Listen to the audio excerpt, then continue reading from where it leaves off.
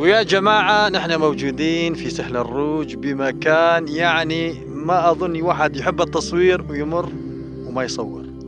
فما شاء الله يعني معدينا وشفنا هذا المنظر اللي قلت السعوديين بيهبل.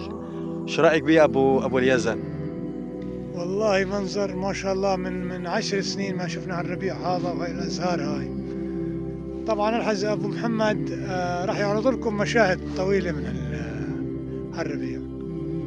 فما شاء الله تبارك الرحمن يا جماعة، يعني الواحد قد ما وصف المنظر وجماله يظل مقصر. فما شاء الله يعني أغلب الأراضي اللي مزروعة الزيتون الأغلبية كلها طالعة فيها هذا الورد، يعني مثل ما نسميه احنا كله ربيع. فالحمد لله إن شاء الله يا رب هاي السنة تكون سنة خير. من سهل الروج، السلام عليكم.